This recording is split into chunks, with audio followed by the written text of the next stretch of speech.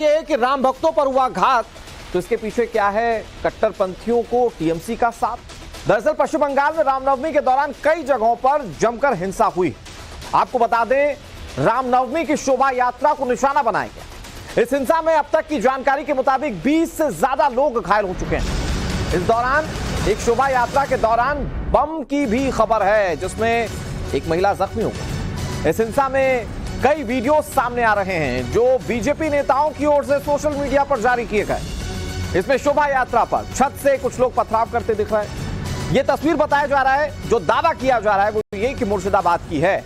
मुर्शिदाबाद के शक्तिपुर इलाके में छतों से पथराव किया गया। बताया जा रहा है कि जब शोभा यात्रा यहां से गुजर रही थी तभी वहां पर पथराव शुरू हो गया। इस दौरान पुलिस की तरफ से आंसू गैस के गोले दागे गए, लेकिन उपद्रवियों पर काबू नहीं पाया जा सका। बीजेपी कह रही है कि ममता दीदी की पुलिस वहां पर कट्टरपंथियों को रोक पाने में नाकाम साबित हुई। अब आपको चुनावी मंच याद दिलाते। ममता बनर्जी चुनावी मंच से कहती रही कि 17 तारीख से पहले बीजेपी दंगा करवाई, लेकिन जब रामलला की शोभा यात्रा निकाली जा रही थी तो उस पर कैसे पथराव हुआ। अब ममता दीदी से सवाल ये कि ये जो पथराव करने वाले हैं, क्या ये बीजेपी के लोग हैं? हालांकि बीजेपी कह रही है कि ये वो लोग हैं जो टीएमसी की ओर से पालेपुर से गए।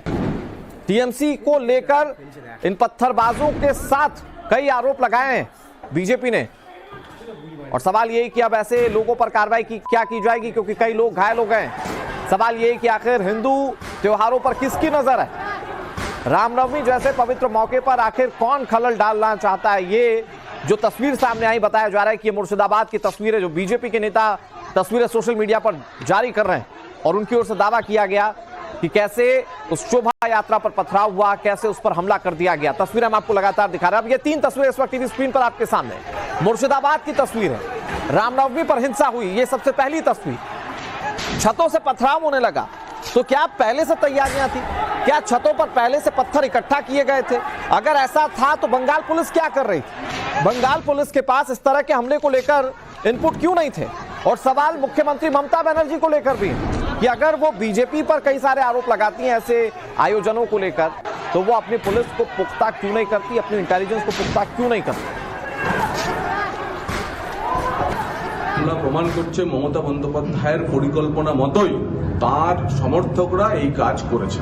এর আগেও সিএ এনআরসির প্রতিবাদে এই শক্তিপুর সহ রেজিনগর বিভিন্ন এলাকাতে ট্রেন পুড়িয়ে দেওয়া হয়েছিল, স্টেশন জ্বালিয়ে দেওয়া হয়েছিল, রাষ্ট্রীয় সম্পত্তি ধ্বংস করা হয়েছিল। ওই এলাকায় সনাতনীরা সংখ্যালঘু, তাই যেখানে সংখ্যালঘু এলাকায় হিন্দুরা, তাদের পূর্ণ সুরক্ষার দায়িত্ব প্রশাসনের, মমতা বন্দ্যোপাধ্যায় প্রশাসনের। दूसरी तरफ बंगाल में ही मुर्शिदाबाद के बाद मेदिनीपुर में भी हमला हुआ है। मेदिनीपुर में बीजेपी के दफ्तर को आग के हवाले किए जाने की खबर है। बीजेपी ने इस हिंसा के लिए टीएमसी को जिम्मेदार बताया। बीजेपी का आरोप है कि बंगाल में सनातनियों के साथ बीजेपी को भी टारगेट किया जा रहा है, और इस हिंसा के पीछे ममता बनर्जी का हाथ है। अब सोचिए बंगाल की सियासत किस दिशा में।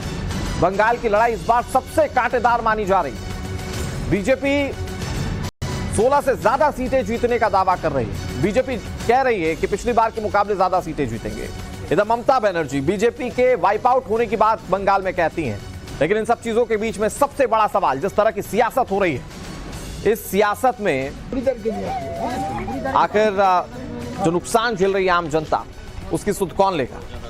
फिलहाल बीजेपी के दफ्तर पर हमले की खबर है, और बीजेपी के दफ्तर पर हमला जो हुआ उसको लेकर आरोप बीजेपी लगा रही है कि ये टीएमसी ने करवाया। अद्रिजा साहा हमारे साथ इस पर ज्यादा जानकारी के साथ जुड़ गई हैं। अद्रिजा, ये जो पूरा घटनाक्रम सामने आया, चाहे वो रामनवमी पे शोभा यात्रा पर हमले को लेकर पूरा घटनाक्रम हो या बीजेपी के दफ्तर को जला देने वाली पूरी बात हो, इस पर आरोप बीजेपी टीएमसी पर लगा रही है। फिलहाल पुलिस किस तरह से कार्रवाई कर रही है, और क्या अभी पता चल पाया कि कौन है इस हमले के पीछे, चाहे वो बीजेपी के दफ्तर पर हो रहा हो, चाहे वो शोभा यात्रा पर हो रहा हो?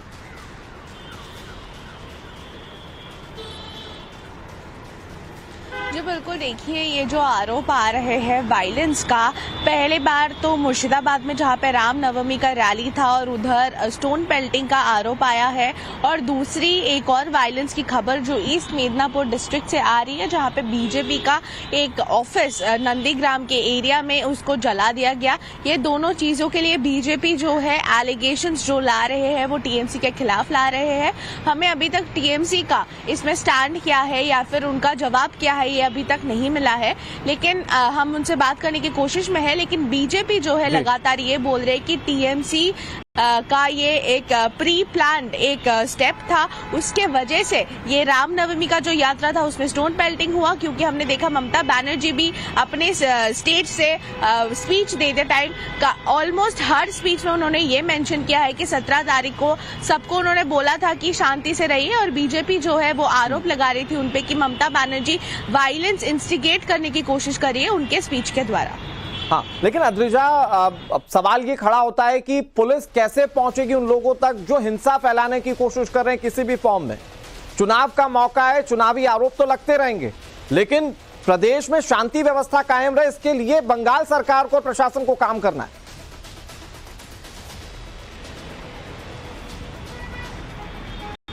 जी बिल्कुल, देखिए इसमें जब लॉ एंड ऑर्डर सिचुएशन का जब बात आता है तो जो टीएमसी का सरकार अभी बोल रहे हैं यह है कि अभी जो है एमसीसी लागू हो चुका है, मॉडल कोड ऑफ कंडक्ट चुनाव के पहले वाला वक्त है, एमसीसी लागू हो चुका है, और इस वक्त जो लॉ एंड ऑर्डर सिचुएशन है वो पूरा इलेक्शन कमीशन जो है उनके हाथों में होता है। तो मैं एक बार फिर से आपका रुख कर रहा हूँ, ममता बनर्जी के क्या रिएक्शन है, उनके क्या बयान सामने आए, एक बार वो सुना देते अपने दर्शकों को।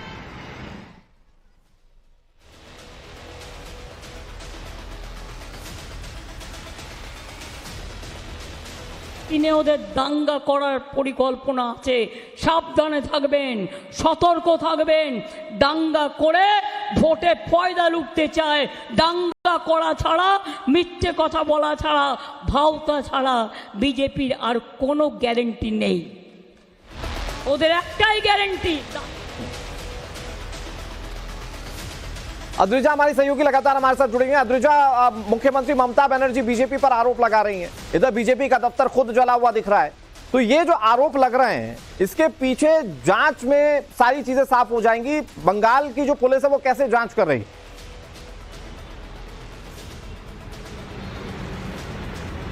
जी बिल्कुल, देखिए जो इन्वेस्टिगेशन है वो जारी है, पुलिस जो है जांच कर रही है, उनका प्राइमरी इन्वेस्टिगेशन भी चल रहा है।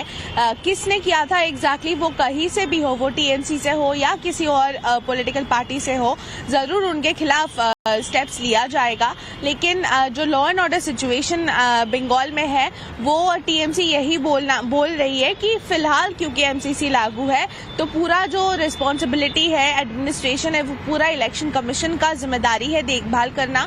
तो वो काफी सारे ऑफिसर्स जो इलेक्शन कमीशन ने चेंज किया था, ममता बनर्जी ने ये भी बोला था कि उनको पता है कहाँ पे कौन से ऑफिसर्स को देना चाहिए और वो किस तरीके से अगर कोई भी प्रॉब्लम हो, लॉ एंड ऑर्डर सिचुएशन हो, किसको कैसे हैंडल कर सकते हैं वो उनको पता है। लेकिन इलेक्शन कमीशन जो है लगातार एक लेवल प्लेइंग फील्ड के लिए ऑफिसर्स को चेंज करते आ रहे हैं, तो इसलिए ममता बनर्जी ने ये भी बोला था कि अगर कुछ हुआ है, अगर कुछ प्रॉब्लम होता है तो वो पूरा वो जो इलेक्शन कमीशन है उनके ऊपर जिम्मेदारी जाता है। लेकिन खुद गृह मंत्री भी हैं, अगर ममता बनर्जी के पोर्टफोलियो की बात की जाए तो वो पश्चिम बंगाल में गृह मंत्रालय का भी प्रभार संभालती हैं, तो इस हिसाब से अगर देखें तो बंगाल के लोगों की सुरक्षा की जिम्मेदारी उनके ऊपर है, और अगर उनके ऊपर जिम्मेदारी है तो फिर उस पर जवाबदेही भी तय करनी होगी कि ये जो हिंसा हुई और जिन लोगों पर हमला हुआ उनकी सुरक्षा आखिर वो क्यों नहीं कर पाई, जो सवाल बीजेपी उठा रही। अद्रिजा,